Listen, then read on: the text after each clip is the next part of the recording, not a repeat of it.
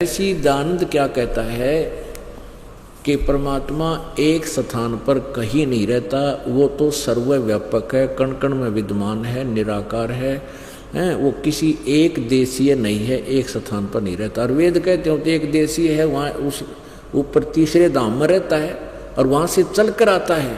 ये देखना, ऋग्वेद मंडल नंबर 9 सूक्त नंबर 86।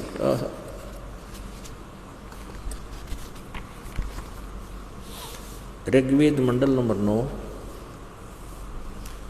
और सूक्त नंबर 86, इसका 26 नंबर मंत्र में क्या स्पष्ट किया है? यज्ञ करने वाले यजमानों के लिए, यज्ञ माने साधना, अनुष्ठान, अनुष्ठान करने वाले यजमान माने भक्तों के लिए परमात्मा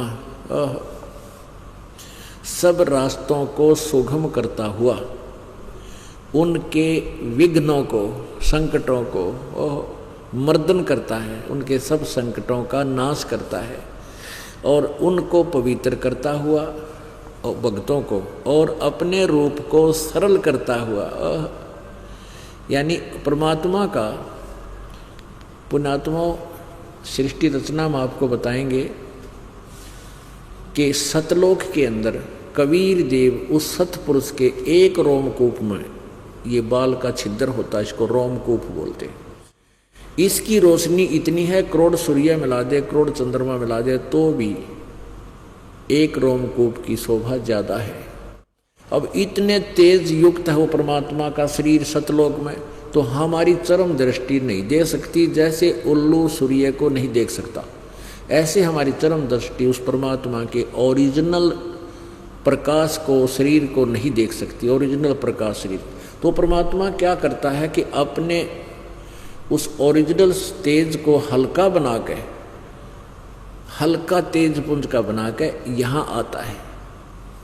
अब जैसे बल्ब होता 100 वाट का होया करता है, तो खत्म होता जा रहा है, उसके ऊपर एक पेंट कर दिया करते सफ़ेद सा, दूधिया सा, तो वैसे देखा तो वो आँखों में चुभता था और फिर उसके बाद वो इतना हानिकारक नहीं रहता। ऐसे ही परमात्मा अपने ओरिजिनल शरीर को सरल करके हल्के तेज पुंज का बनाकर यहाँ आता है, तब हमें एक वो ज्ञान देता है। देखो, अपने रूप को सरल करता हुआ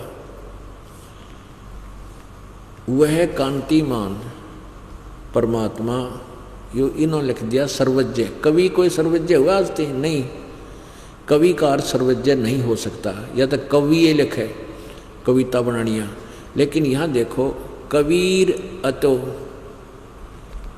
ये इसको हम इसको कबीर देव लिख दें यहाँ पर, वो कबीर देव, वो कबीर देव, यानी चाहे ये कवि मान लें, वो कवि साहब, वो कवि भगवान, हम इसको कबीर कहने लगे क्योंकि कबीर देव यो लिखने में कबीर आता है, तो हम इसको कबीर कहने लगे, बड्डी की मात्रा लान लगे, हम इसको कबीर साहब कहने लगे। वो कबीर है और विद्युत के समान क्रीड़ा करता हुआ, विद्युत के समान यानी बिजली की तरह 1 सेकंड में आता है और वर्णीय पुरुषों को प्राप्त होता, वर्णीय माने श्रेष्ठ भक्तों को वो प्राप्त होता है, मिलता है।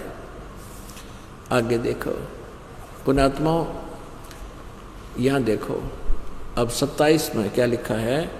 प्रेम की वे सैकड़ों धाराएं, ये तो इन्होंने वैसे ये समझ नहीं सके इसका अर्थ क्या बनता, फिर भी हम यहाँ आते हैं। जो परमात्मा तेज पुंज परमात्मा को विषय करती है, जो परमात्मा विद्युत धूलोक के तीसरे पृष्ठ पर विराजमान है।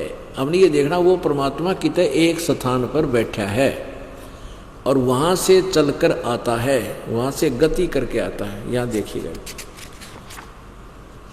अब ये क्लियर करेगा, यहाँ से देखिए वो किस उद्देश्य से आता है। ऋग्वेद मंडल नंबर 9 सूक्त नंबर 82 और मंत्र नंबर 1 में देखें। जो सर्व उत्पादक प्रभु और प्रकाश रूप सद्गुणों की वृष्टि करने वाला और पापों को हरण करने वाला यानी पाप नाशक है, वह राजेव राजा के समान दर्शनीय है।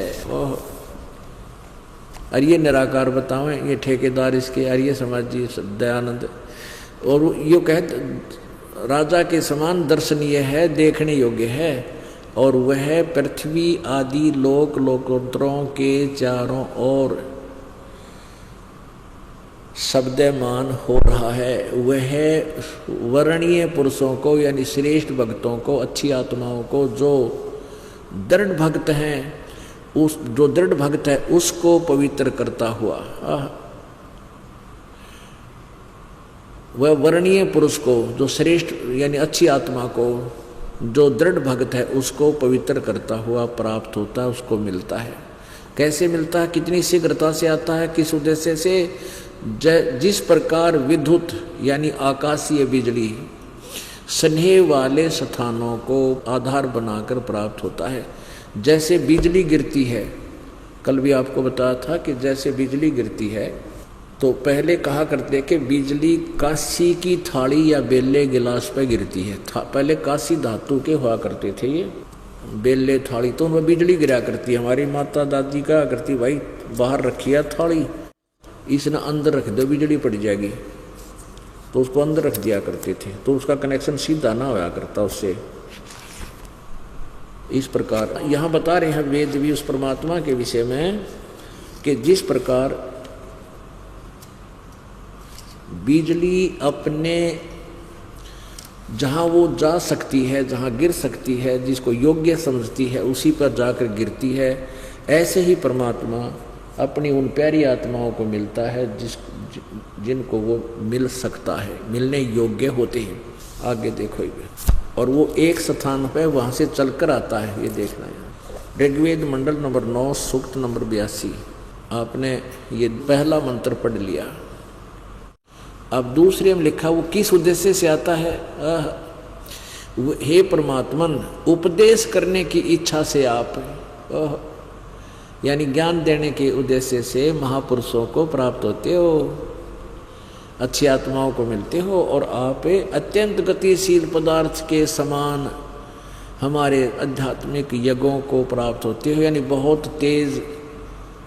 तेज स्पीड से आते हो। पहुँचूंगा क्षण एक में जन अपने के काज, और सर्वज्ञ लिख दिया।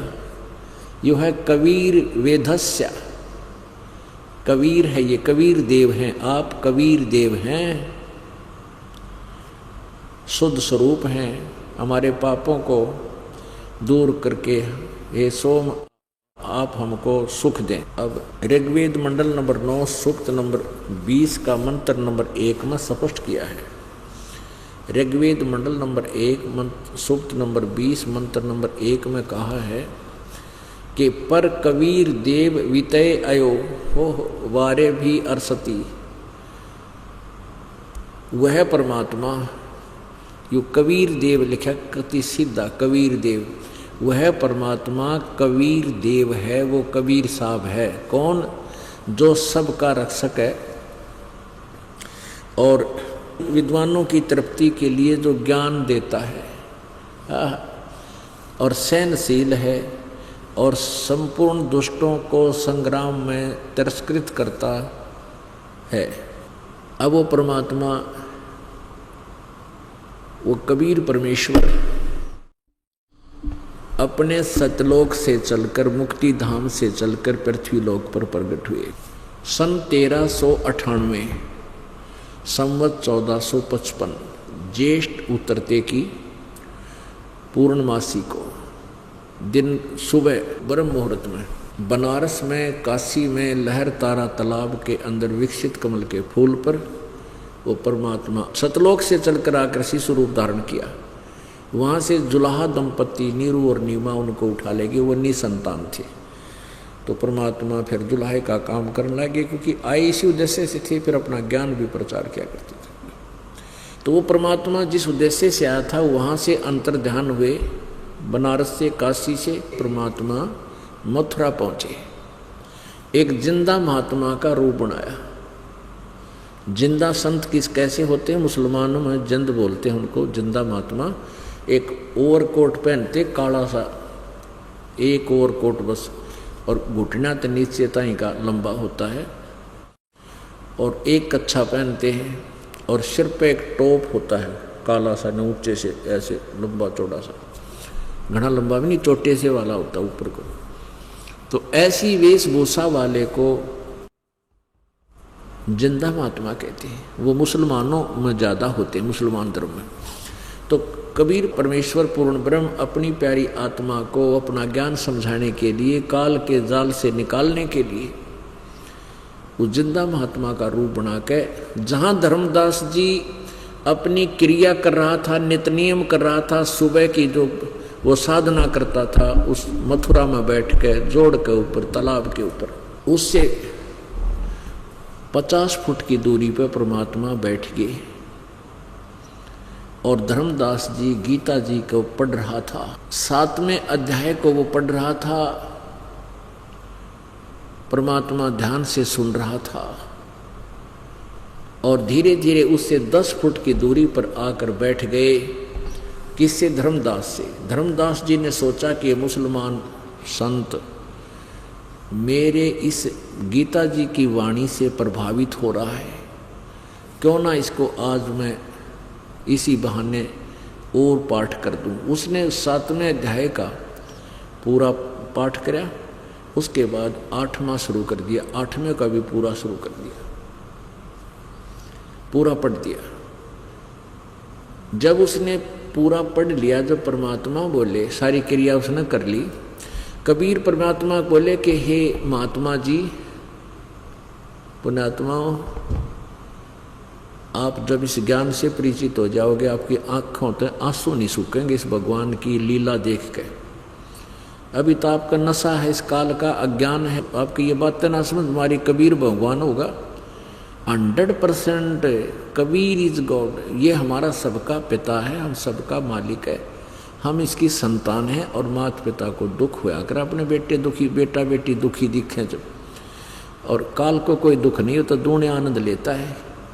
हमें इसलिए दुखी और कर रहा है कि परमात्मा ने इसको वहाँ से निकाल दिया था, काल को सतलोक से। हमें इसलिए दुखी कर रहा है कि वो भी दुखी होगा जितना मैं इनको परेशान करूँगा। इस उद्देश्य से हमें सबको यहाँ इसने बहुत तंग कर रखा है। अब देखो, वो पूर्ण परमात्मा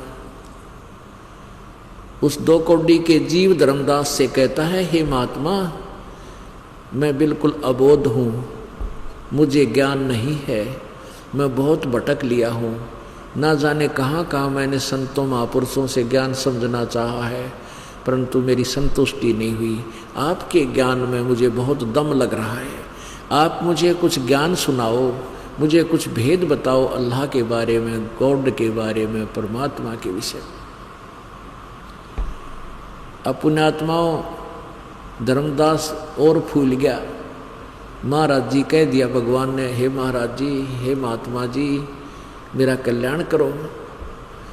तो धर्मदास जी ने जितने भी वो अटकल सटकल से अपनी सारी बताने लग गया, कहने लगा कि मैं राम कृष्ण का जाप करया करूं, विष्णु जी का पुजारी हूँ, शंकर भगवान की भी आरती करता हूँ, शालिग्राम की पूजा करता हूँ और 68 तीर्थ का स्नान करके आऊँगा। इस प्रकार मैं मोक्ष प्राप्त करके और स्वर्ग चला जाऊँगा। विष्णु जी सर्वशक्तिमान हैं, सर्वेश्वर हैं, इनके कोई माता पिता नहीं, सभी सृष्टि के रचनहार यही हैं। अब परमात्मा ने कहा कि भक्त आत्मा,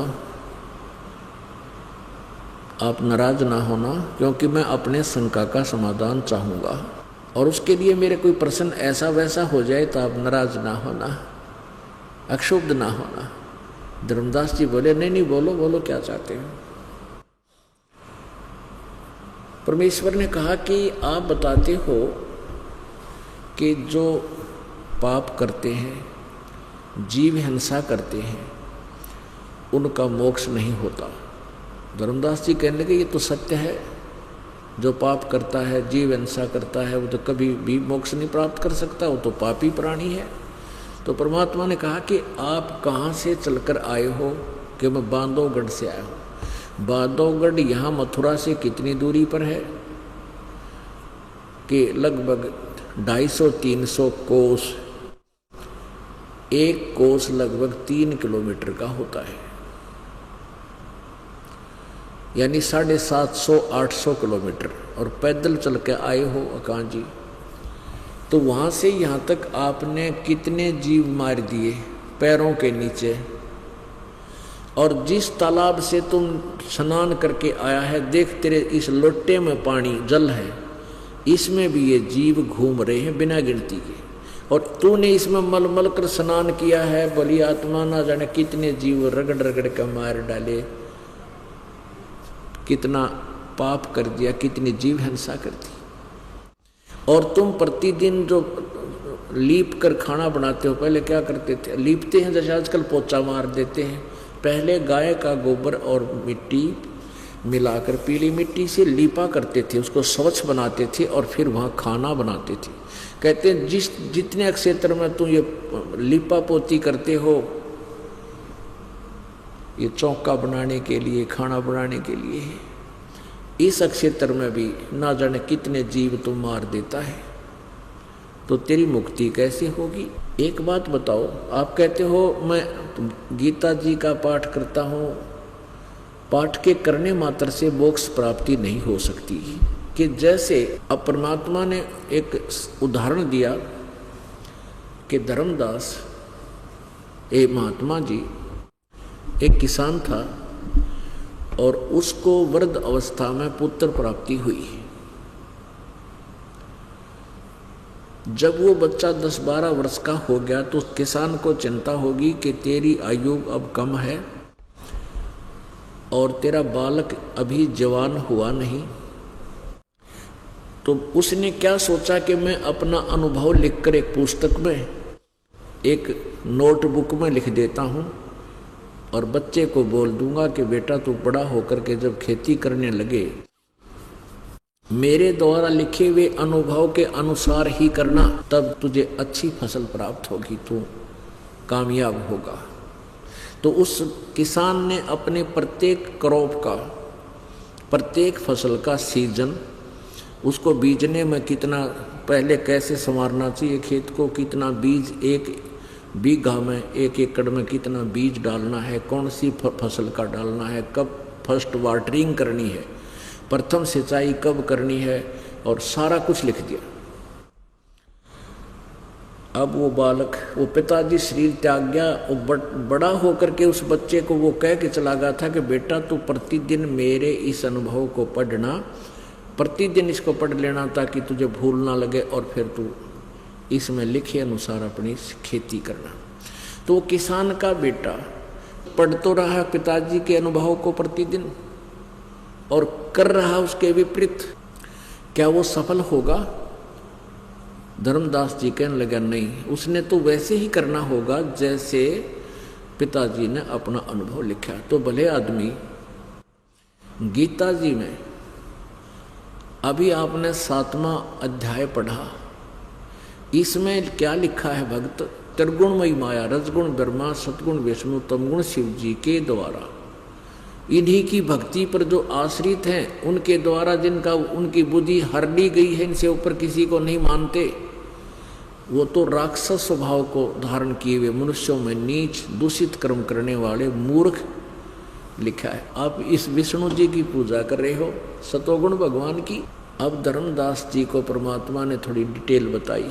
पुण्यात्मा, आज आप आजमीन जो पहली बार आए हैं वो ऐसे हैं जैसे धर्मदास जी थे, और धर्मदास जी को परमात्मा पूर्ण ब्रह्म कबीर साहब ने पूरी डिटेल रह रहकर समझाई। जब उसकी मोटी बुद्धि में वह बात समाई, उसके बाद फिर धर्मदास ने कैसे गुण गाए उस परम पिता की, चरणों में पड़ पड़ कर रोया, हे परमात्मा हमारे जैसे दुष्ट आत्माओं को आपने कैसे संभाल लिया, हम तो कति भर में थे, हमने तो कह का भी पता नहीं था परमात्मा, हम तो प्रभु पा करे थे।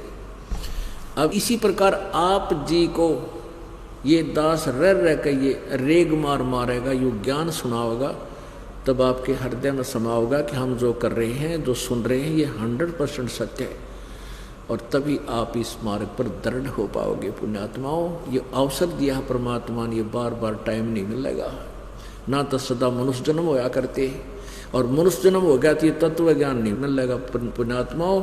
और जो तत्व ज्ञान और ये दास पूरे मंत्र युक्त परमात्मा ने आपके पास भेज रखा है, ये सारा जो जुगाड़ कदे कदे जुड़ा कर, यानी सब अवसर, सारा कुछ व्यवस्था बहुत ही बहुत पुण्य कर्मों के कारण आपको प्राप्त होता है, आज आपको उपलब्ध है। आप जी को 7वें अध्याय में प्रवेश करने से पहले ये दिखाना होगा कि रजगुण ब्रह्मा है, सतगुण विष्णु, तमगुण शिव जी।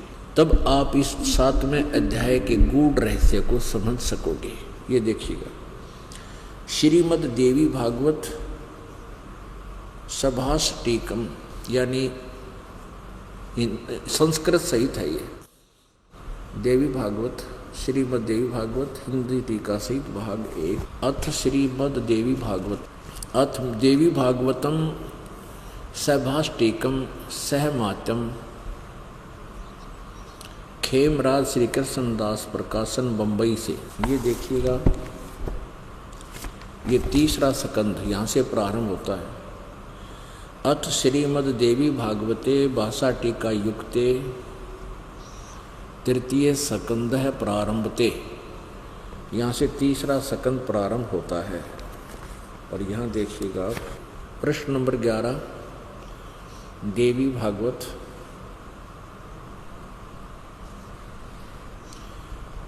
तृतीय स्कंद अध्याय नंबर 5 का, और श्लोक नंबर आप देखिएगा यहाँ पर। ये 7वां श्लोक हिंदी पढ़ेंगे हम पहले। 7वां श्लोक अंत हुआ, 8वां यहाँ से प्रारंभ होता है। भगवान शंकर कह रहे हैं अपनी दुर्गा माता को, हे माता, यदि हमारे ऊपर सदा आप दया युक्त हो तो हमको तमोगुण में किस प्रकार प्रदान किया है। या प्रदान तो इन्होंने वैसे अनुवाद करता ना जोड़ दिया, संस्कृत दिखाऊंगा उसमें प्रदान पर दोनों कुछ नहीं है, कि मुझे किस प्रकार आपने तमोगुण बनाया है, और ब्रह्मा को रजोगुण और हरि यानी विष्णु को सतोगुण। यहाँ देखो संस्कृत 8वां श्लोक यहाँ से प्रारंभ होता है। यदि दया धर्मना न सदा अंबिके कथम अहम विहित च, मैं किस प्रकार बना दिया तमोगुण, मैं तमोगुण क्यों उत्पन्न कर दिया। और कमल जय, कमल से उत्पन्न होने वाला ब्रह्मा, रजोगुण संभव, अब रजोगुण क्यों उत्पन्न कर दिया, क्यों बना दिया। और सुहित क्यों सतोगुण हरि, और विष्णु को आपने सतोगुण क्यों बना दिया। ये भी दुखी है इस बात है कि एक तरफ तो माता दुर्गा, यानी कि माँ है दुर्गा। परमात्मा कबीर जी ने धर्मदास को बताया कि ब्रह्मा विष्णु महेश नासवान है, ये अविनाशी नहीं है। इस बात ने सुनकर अब धर्मदास जी का पारा 100 पे गया, बहुत नाराज हो गया। तो परमात्मा ने कहा, नाराज ना हो महात्मा जी, अपने सदग्रंथ देख ले। देवी भागवत में देख तीसरे स्कंद में क्या लिखा है। ओहो, अब देखो पुण्यात्माओं, गीता प्रेस गोरखपुर से प्रकाशित श्रीमद् देवी भागवत, गीता प्रेस गोरखपुर।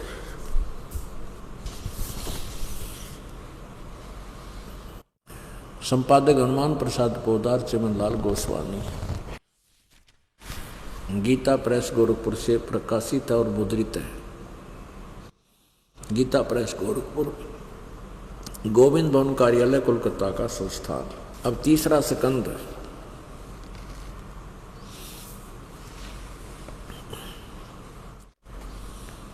एक 123 पृष्ठ पे।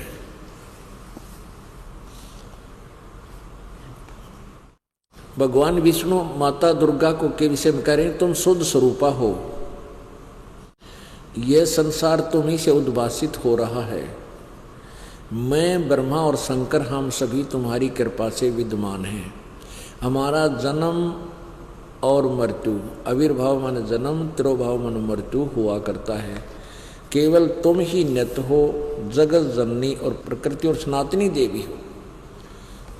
भगवान शंकर बोले, देवी यदि महाभाग विष्णु तुम्ही से प्रकट हुए हैं, तुम्ही से जन्मे हैं, तो उनके बाद उत्पन्न होने वाले ब्रह्मा भी तुम्हारे ही बालक हुए। फिर मैं तमोगुणी लीला करने वाला शंकर क्या तुम्हारी संतान नहीं हुआ, अर्थात मुझे भी उत्पन्न करने वाली तुम ही हो। शिवे संपूर्ण संसार की सृष्टि करने में तुम बड़ी चतुर हो। और देखिए नीचे, इस संसार की सृष्टि सतिथि और संहार में तुम्हारे गुण सदा समर्थ हैं। उन्हीं तीनों गुणों से उत्पन्न हम ब्रह्मा विष्णु एवं शंकर अर्थात रजगुण ब्रह्मा, सतगुण विष्णु, तमगुण शिव जी नियम अनुसार कार्य में तत्पर रहते हैं। अब धर्मदास जी देख रहे हैं, ऐसा समझ रहे हैं जैसे कोई स्वप्न तो नहीं देख रहा हूं, मैं रोज पढ़ा करता इन सदग्रंथों को। एक झलक शिवपुराण की भी देखो, क्योंकि अभी तक हमारे को उल्टे रंग में गलत ज्ञान में घना आरूढ़ कर रखा था।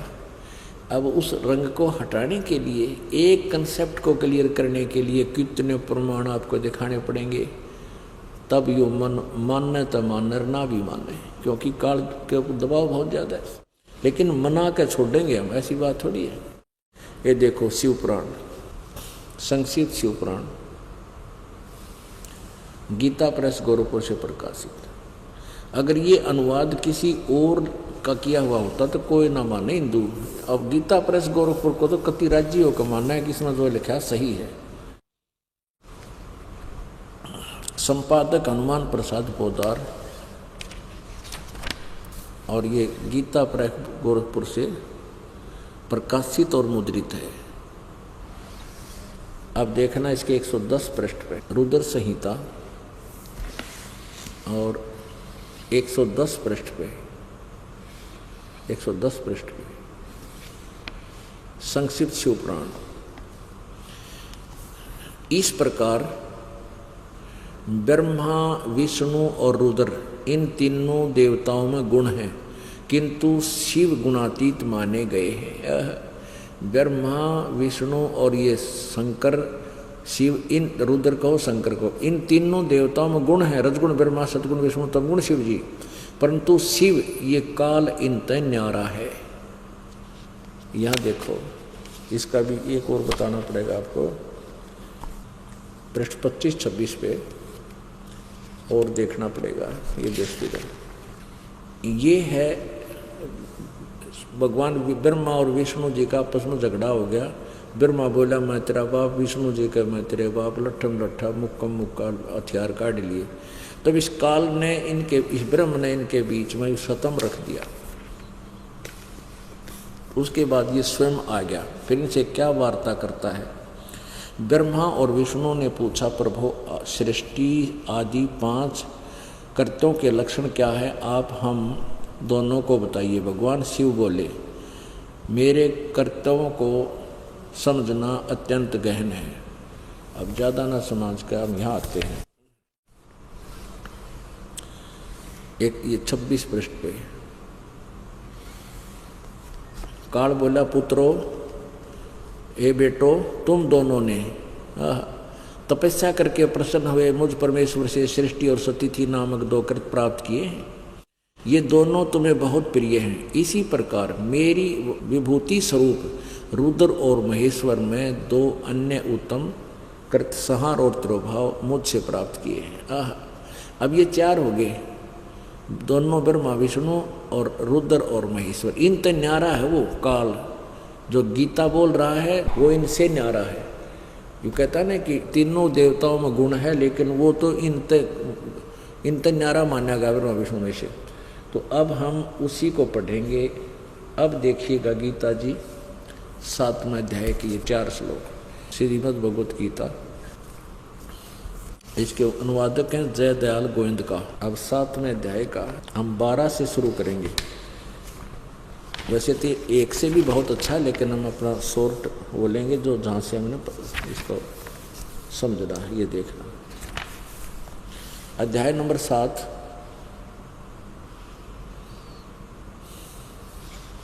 और श्लोक नंबर 12। अब क्या कहता है गीता ज्ञान दाता? ये ब्रह्मा विष्णु महेश से जो अलग है, चौथा है, वो क्या कहता है कि रजगुण ब्रह्मा जी से संतानोत्पत्ति सृष्टि, और विष्णु जी से सती थी, सतगुण विष्णु से सती थी, और तमगुण शिव जी से जो संहार हो रहा है, इसका मुख्य कारण मैं हूँ, लेकिन मैं इनमें नहीं, मैं इनसे अलग रहता हूँ। देखिएगा अध्याय नंबर 7 का अब श्लोक नंबर 12 देखिए। यहाँ पर और भी जो सतगुण से उत्पन्न होने वाले भाव हैं यानी सतिथि, और जो रजगुण ब्रह्मा से उत्पन्न होने वाले तथा तमगुण शिवजी से संहार होने वाले जो भाव हैं, उन सब को मुझसे ही होने वाले हैं ऐसा जान, परंतु वास्तव में उनमें मैं और वे मुझ में नहीं है। अपने आत्मा ये क्या कहता है कि ब्रह्मा जी के रजोगुण के प्रभाव से होकर के सब प्राणी संतानों उत्पत्ति करते हैं, और विष्णु जी के सतोगुण के प्रभाव से एक दूसरे मोह ममता रहती है, और तम गुण शिव जी संहार कर ही देता है। कहता है ये मुख्य कारण इनका मैं ही हूँ, मेरे से ही हो रहा है, क्योंकि काल को 1 लाख मानव शरीरधारी प्राणी खाने का श्राप लगा है, और ये अपने तीनों पुत्रों से ये सारी व्यवस्था अपने आहार के लिए करवाए हुए। आगे देखना 7वें अध्याय का देखना, 7वें अध्याय का 13वां 12वां हमने पढ़ लिया। गुणों के कार्य रूप सात्विक, राजस और तामस गुणमयी, इन तीनों प्रकार के भाव से ही सारा संसार प्राणी समुदाय मोहित हो रहा है। इन तीनों गुणों से परे ब्रह्मा विष्णु महेश से न्यारा जो मैं हूँ, मुझ अविनाशी को नहीं जानते, नहीं जानता। आगे देखना, तोड़ पाट दिया 14 और 15 में कमाल कर दिया। 7वें अध्याय का 14वां श्लोक है। कहते हैं क्योंकि यह अलौकिक अर्थात अति अद्भुत त्रिगुणमयी मेरी माया, रजगुण ब्रह्मा सतगुण विष्णु तमगुण शिव जी द्वारा फैलाया गया जाल बड़ी दुस्तर है, खतरनाक है। और जो पुरुष मुझको निरंतर भजते हैं, यानी ब्रह्मा विष्णु महेश को ना भजकर जो ब्रह्म काल की पूजा करते हैं ओम नाम आदि से, तो इस माया को उल्लंघन कर जाते हैं, अर्थात ये तरंती यानी वो तर जाते हैं, इनसे ऊपर उठ जाते हैं, वो ब्रह्म लोक में चले जाते हैं ब्रह्म की साधना करने वाले। इसका भाव ये है। और यहाँ दुखी होता काल क्या कहता है कि वो मुझे भी ना भजते, मुझे निरंतर भजते हैं, वो इन तो ऊपर उठ जाते हैं। 15वें में क्या कहा है कि इस माया के द्वारा ब्रह्मा विष्णु महेश के द्वारा ही जिनका ज्ञान हरा जा चुका है, इनसे आगे किसी की पूजा करने को, ज्ञान सुनने को नहीं मानते। वो असुर स्वभाव को धारण किए हुए मनुष्यों में नीचे और दुष्ट कर्म, दूषित कर्म, निकम्मे कर्म करने वाले मूढ़ यानी मूर्ख मुझको नहीं भजते। अब धर्मदास जी का तो कलेजा पाट गया इस सारे प्रमाण न सुन के।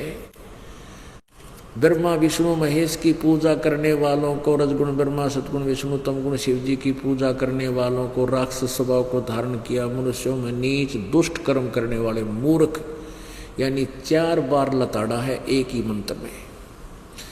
परमात्मा ने बताया कि धर्मदास तू दुख न मानना, धैर्य पूर्वक मेरे इस ज्ञान को सुन ले बेटा, मैं तेरे लिए आया हूं।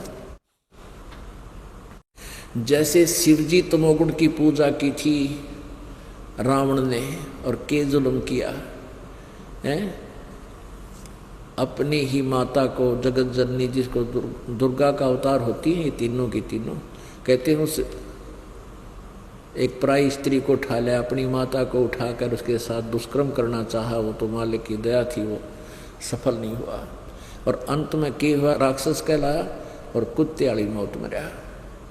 निंदनीय कर्म किया उसने, आज तक भी निंदनीय है वो व्यक्ति।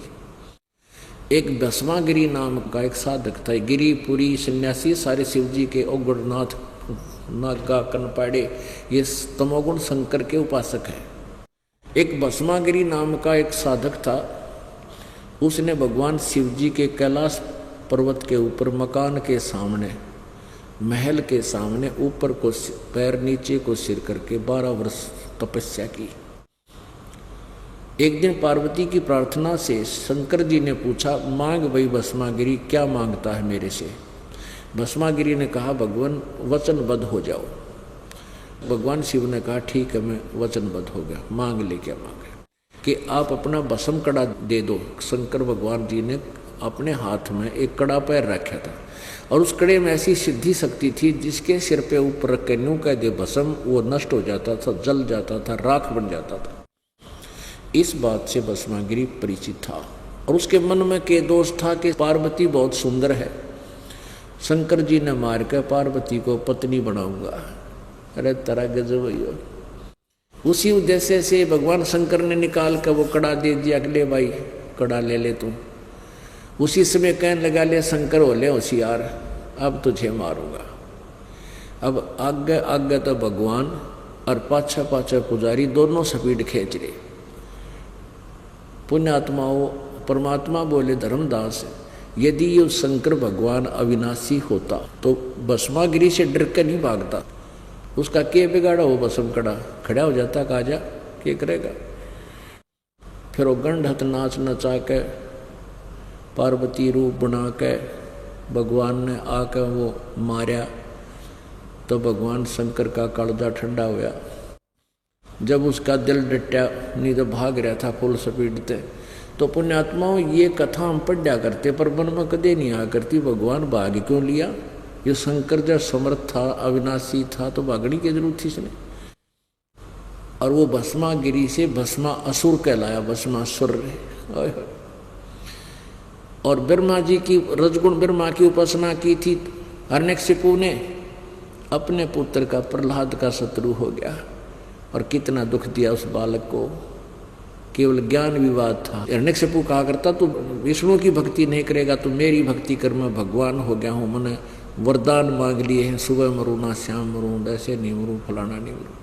तो प्रहलाद कहता था, नहीं पिताजी, आप तो जीव हैं, भक्ति भगवान की ही करनी पड़ेगी। इससे बात विवाद पे कितना दुख दिया उस बालक को। आखिर में परमात्मा ने उसको आके मारना पड़ा, नरसिंह रूप धारण करके। तो राक्षस कहलाया आखिर में। ब्राह्मण बाणा क्रम कसाई, ब्राह्मण माने भक्त, वो तो साधना करके भगत को आवर, कर्म कसाई जैसे। ब्राह्मण बाणा क्रम कसाई, हिरणा कुछ छाती तड़वाई। हिरण्यकशिपु ने कहते छाती तड़वाई, उसका बक्कल तारा भगवान ने आके। भगत को आवर जुल्म इसे करे। एक बार कुंभ का मेला भरा, काफी वर्ष पहले की बात है।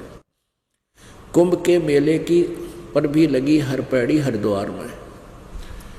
तो वहाँ पर ये सब गिरी पुरी वैष्णो विष्णु जी के साधक होते हैं, और गिरी और पुरी नागा कनपाड़े ओगड़ गौरी आदि होते हैं, ये शिव जी के उपासक होते हैं, तमोगुण शिव के।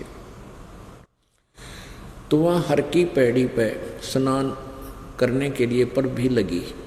ये सभी अपने अपने ग्रुप में चले जाते हैं। गिरी अलग, पुरी अलग, सन्यासी न्यारे, नागा न्यारे, वैष्णो अलग से, कनपाड़े अलग से, वैसे नाथ न्यारे।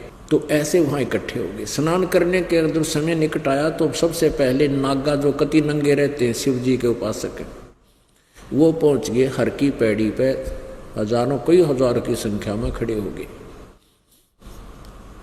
पीछे से वैष्णो साधु आ गए, विष्णु जी के उपासक। वो कहने लगे, नागाओ तुम बाद में स्नान करना, हम पहले स्नान करेंगे, हम श्रेष्ठ हैं। नागा बोले, नहीं, हम श्रेष्ठ हैं, हम तो निवस्त्र रहते हैं, हमें किसी की इच्छा ही नहीं है, हम वस्त्र भी धारण नहीं करते हैं, हम सर्वश्रेष्ठ हैं। वैष्णो साधु कहने लगे विष्णु जी के उपासक सतोगुण के, कि भाई तुम काहे के श्रेष्ठ हो, नहाते ना धोते हैं, शरड़ फरड़ टट्टी के हाथ भी ना धोते, राख लपेटे हंडो पशु की तरह, बाहर मरो नग्गे हंड नाग रे मूर्खो, बाहर निकलो तुम, हम स्नान करेंगे पहले। अब नागाओं ने फेर लिया मुंह, उल्टे हो गए, के लिए आ जाओ तुमने समारा पहला। यानी वो भगवान भूल गए, हर की पैड़ी याद रही ना, वह पर भी भूल गए, और लट्ठम लट्ठा मुक्का मुक्का बुड़का भरे एक दूसरे पशु की तरह, और कट्टे तलवार मारे, कटारी घोंप दें एक दूसरे का, तीर ठोकें। 25,000 वो त्रिगुण उपासक, रजगुण ब्रह्मा, सतगुण विष्णु, तमगुण शिव जी के उपासक वहाँ कटकर मर गए। तो इसलिए कहा कि देखो, स्नान करते समय 10 व्यक्ति नहा रहे हैं और 11वां आ गया, और वो ये कह दे भाई मैं भी नहा लूँ, स्नान कर लूँ यहाँ पर, कहा जाओ घाट पे आ जाओ आप भी नहा लो। एक आम आदमी भी ऐसा दुर्व्यवहार नहीं करता जैसे नाला का ने कर दिया। बता कि गंगा का पानी खराब हुआ था, वो नहा लो, बाद में नहा ले 2 मिनट बाद से नहा लो भाई, कोई बात ना, ये तो अमृत जल आने लग रहा पीछे, तो ताज़ा ताज़ा, इसमें तो कितने नहा लो तो भी खराब ना हुआ। तो फिर वह वाणी गलत हो जा भगवान की। गीता जी की राक्षस स्वभाव को धारण किए मनुष्यों में नीच दूषित कर्म करने वाले ये मूर्ख हैं, जो तीनों गुणों, रजगुण ब्रह्मा, सदगुण विष्णु, तमगुण शिव जी की पूजा करते। अब इस बात ने सुनकर धर्मदास आँखें भी देख ली, पढ़ा के भी दिखा दिया परमात्मा, देख ले तेरी गीता जी, साथ ले रखे थे उसने 1-2 शास्त्र, और फिर भी ना मान्या। न बोला जिंदा तू गलत ना बोला है, घना मत बोला मेरे तने दिल दुखा दिया। अब परमात्मा उसके सामने से अंतर ध्यान हो गए, ओए होए होए, अंतर ध्यान हो गए, कति एकदम जणु सामने से अदृश्य हो गए। अब धर्मदास जी का कलेजा फट गया। उत्तरा गजब, ये तो कोई देवता था, कोई महापुरुष आया था, और देख कितनी अच्छी अच्छी बातें बता रहा था। अरे मैं तो बड़ा पापी आत्मा हूँ और मैंने सत्य को स्वीकार नहीं किया। बहुत रोया, बहुत रोया, सारी रात रोता रहा। देख कितनी सच्ची बातें बता रहा था और मैंने इसके साथ अभद्र व्यवहार कर दिया है, भी वो मुझे मिलेगा नहीं। ओए होए, अब ये मिले नहीं, अरिया भक्ति मेरे तो को ना, जो पहले वाली कर रहा था मैं, अब कत्ती भूल के भी ना, उसे तो मन हट गया कत्ती। अब सारी रात रोता रहा। सुबह उसने सोचा तू वक्त से उठ, स्नान करया, स्नान करके रोटी बनाने लग गया। खाना खुना भक्ति भक्ति भूल गया उस दिन। सुबह वक्त से उठ के खाना बनाने लग गया कि रोटी खा के चलूँगा यहाँ से, अपना घर न जाऊँगा। अब सुबह वक्त उठकर एक चूल्हा बना रखा था मिट्टी का, लकड़ी तोड़कर ला रखी थी जंगल से, एक मोटी लकड़ी, एक कुछ सहयोगी लकड़ियाँ उसके साथ लगा के आग जला दी और तवा रख कर रोटी बनाने लग गया। अब वक्त से उठा था, खाना बनाते बनाते एक आधी को सब्जी बनाई, फिर रोटी बनाने लगा। इतने में सूर्य उदय हो गया, रोशनी सी होगी, और उधर से वो मोटी लकड़ी जलती जलती निकट आएगी चूल्हे के दौरे। उसने क्या देखा धर्मदास ने, अरे तेरे की, इसमें से तो वो अंदर से थोथी थी, वो लकड़ी होलो थी, और जंगल की लकड़ी कुछ सूखी कुछ हाली, तो उसमें से बाहर के हिस्से पर आखिरी एंड पे उस पर तरल पदार्थ सा उबल रहा था, और चींटियां अंदर से निकल रही थी उस लकड़ी से, अपने अंडे मुंह में दे के, मुख में रख के, और बाहर निकलने की चेष्टा करती थी। कुछ तो आगे अग्नि से चटक मटक जल रही थी, और कुछ बाहर उस गर्म उस तरल पदार्थ पे पड़ के चटक चटक हो रही थी। एकदम धर्मदास के शरीर में सन्नाटा सा छा गया। अकरे तेरे क्या तो जुल्म हो गया, या तो इतनी लंबी लकड़ी थी, ये भगवान, अरे ये थोड़ी सी बच गई, इतनी इसमें तो ना जाने कितनी कीड़ी मर गई, अंडों समेत मर गई, आज तो जुल्म हो गया, मुझे तो घोर पाप लग गया। फटाफट उस पर पानी डाला और सोचा कि आज इस भोजन को मैं नहीं खाऊंगा, यह पाप का भोजन है, किसी साधु संत को खिलाऊंगा। अब उसने वह सारी बात, सारा भोजन इकट्ठा किया, थाली में रखा, ऊपर कपड़ा डाला और संत की तलाश में चल पड़ा। वही परमात्मा सामने बैठ के जाकर दूसरा रूप बना करके एक वृक्ष के नीचे बैठे नजर आए। साधु संत जैसे हम साधु मानते हैं, लाल कपड़े हो, बड़ी बड़ी दाढ़ी हो, ऊपर जटा हो, लाल कपड़े पहन रखे हो, चमटा गाड़ रखा हो, हम उसने संत मानते थे। इसी वेशभूषा में परमात्मा सामने विराजमान हो गए। अब धर्मदास जी की दृष्टि पड़ी तो देखा कि संत बैठे हैं, तो लो खाना खिला देता हूँ। जाके कहा महात्मा जी भोजन पालो। परमात्मा ने कहा हाँ धर्मदास जी, ला भाई भूख लग रही है, रख दे।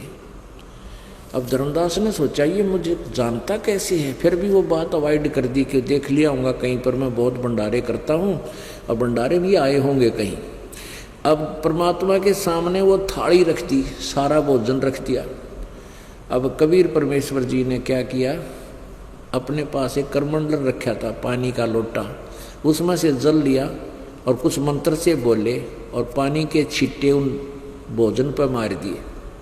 उस सारे भोजन की चींटी बन गई और सारी थाली काली हो गई।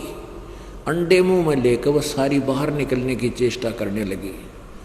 तब परमात्मा उसी स्वरूप में जिंदा वाले में परिवर्तित हो गए और कहा धर्मदास तू क्या कह रहा था, जो हिंसा करते हैं वो पापी होते हैं, तेरे से पापी तो इस पृथ्वी पर कोई नहीं है। तू ये पाप का भोजन मुझे खिलाने आया था, जब सामने देखा कि तो वही महात्मा है जो कल मिला था, चरण पकड़ लिए और पैर पकड़ कर रोआ बुरी तरह, भगवान मेरा माफ़ कर दो, मैं पापी आत्मा हूँ, हे परमात्मा मेरा दोष नहीं, हमने वो गलत ज्ञान घना सुन रखा प्रभु, इसलिए आख्या देखकर भी मेरी आत्मा नहीं मान रही थी, मैं दुष्ट आत्मा हूँ, मुझे और ज्ञान सुना दो। तो परमात्मा कहता है और ज्ञान सुन ले, सुनाऊंगा। बोलो सतगुरुदेव। परम पिता परमात्मा पूर्ण ब्रह्म परम अक्षर ब्रह्म कबीर देव कबीर साहिब की असीम कृपा से आप जी को ये सत्संग उपलब्ध हुआ।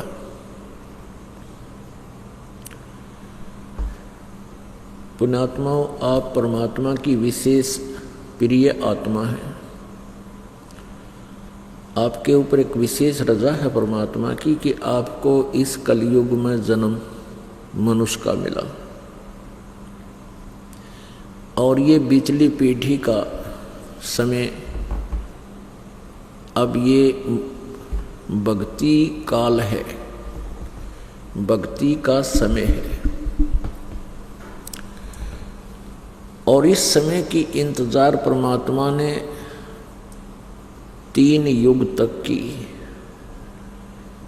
कलयुग का ये समय आवेगा, मानव समाज शिक्षित होगा, और शिक्षित होगा तो मेरे को पहचान पावेगा, क्योंकि जिन सदग्रंथों को हम सभी यानी जो भी जिस धर्म से संबंधित है वो अपने धार्मिक सदग्रंथों को सत्य मानता है, परमात्मा ने विशेष रजा की है पवित्र हिंदू समाज के ऊपर, इन पुण्यात्माओं पर, कि ये अपने वेदों गीता और पुराणों को सत्य मानते हैं। परमेश्वर ने 600 वर्ष पहले वही ज्ञान जो गीता वेदों और पुराणों में था लिखा था, वही अपनी सिंपल भाषा में, साधारण भाषा में, सिंपल लैंग्वेज में कबीर वाणी के द्वारा, लोकोक्तियों के माध्यम से, शब्दों दोहावलियों के माध्यम से 600 वर्ष पहले अपनी प्यारी आत्मा धर्मदास जी से लिपिबद्ध करवा दिया था। अभी तक उस अमृत वचनों को, अमृत वाणी को इन नकली ऋषियों, महर्षियों और इन कलियुगी ब्राह्मणों ने ये कहकर हमसे दूर रखा कि कबीर तो अशिक्षित था, वो अक्षर ज्ञान नहीं था, संस्कृत भाषा नहीं जानता था, इसलिए ब्रह्मा विष्णु महेश आदि की वो निंदा करता है, और वो वेदों और गीता और पुराणों के बारे में कुछ नहीं जानता, उसकी बातों में मत आना। तो अभी तक ये दाव इन नकलियों का लगा रहा। हम यही सोचते रहे कि कबीर तो अशिक्षित था, कबीर जी को संस्कृत आती नहीं थी, इसलिए वो वेदों और गीता और पुराणों को तो नहीं समझ सका होगा। इसलिए हमने उस परमात्मा को केवल एक सिंपल कवि मानकर, एक साधारण सा कवि मानकर उनके चैप्टर को क्लोज कर दिया था और रद्दी की टोकरी में डाल दिया था। और हमने नकलियों की, संतों, ऋषियों, गुरुओं की, इन अज्ञानियों की थ्योरी को, अज्ञानियों के इस ज्ञान को हमने सच्चा मानकर उनके अनुभव की पुस्तकों को पढ़ना शुरू कर दिया था। और उसके बाद हम कहाँ आ टिके थे? जय गणेश देवा, माता थारी पार्वती, पिता महादेवा, इन हनुमान चालीसा पाकर टिक गए थे। हम उस यथार्थ ज्ञान से हटकर दंत कथाओं से बनाकर किसी भी देव की स्तुति, उसी को हम आप पर गान लाएंगे, जिस कारण से हम परमात्मा के लाभ से घने दूर हो गए। परमात्मा से मिलने वाले लाभ से हम कोसों दूर हो गए, क्योंकि परमात्मा से लाभ प्राप्त करने की विधि हमारे पास रही नहीं, जिस कारण से हम नास्तिक होते चले गए, विकारी हो गए। कोई गुट्टी लाने लग गया, कोई बीड़ी तम्बाकू पीने लग गया, कोई चोरी करके सेठ बनना चाहा था, 2 नंबर के काम करने लग गए, कोई किसी प्रकार से अपने कर्म बिगाड़ने लग गया। प्रत्येक व्यक्ति चाहता है, जानता है कि परमात्मा कोई प्रबल शक्ति है और वो जो सुख देगा वो कोई नहीं दे सकता। इसलिए परमात्मा से लाभ लेने के लिए हम संतों, गुरुओं, ब्राह्मणों, ऋषियों, मंडलेश्वरों के पास गए, और उन कर्महीनों को ज्ञान था ही नहीं, उन्होंने हमें सारी उल्टी पढ़ाई पढ़ा दी। कल आप प्रसंग सुन रहे थे, धर्मदास जी को परमात्मा समझा रहे थे कि ये तीनों गुण, रजगुण ब्रह्मा, सदगुण विष्णु, तमगुण शिव जी, इनकी पूजा करना व्यर्थ है। गीता जी अध्याय नंबर 7 के श्लोक नंबर 12 से लेकर 15 तक आपको प्रत्यक्ष दिखाया और समझाया। पुण्यात्माओं, यहाँ एक शंका उत्पन्न हो जाती है कि भी क्या ब्रह्मा विष्णु महेश यूजलेस हैं? कई भक्त प्रश्न करते हैं कि मैं तो विष्णु जी का बहुत ज़्यादा पुजारी हूँ, शंकर जी का मैं पुजारी हूँ, मेरा उनके अंदर एक विशेष घनिष्ठ संबंध है, लगाव हो चुका है, मैं उनको छोड़ नहीं सकता। और आपके गुरुजी विष्णु जी को छोड़ने के लिए कहते हैं, यानी देवताओं की पूजा नहीं करनी। पुण्यात्माओं,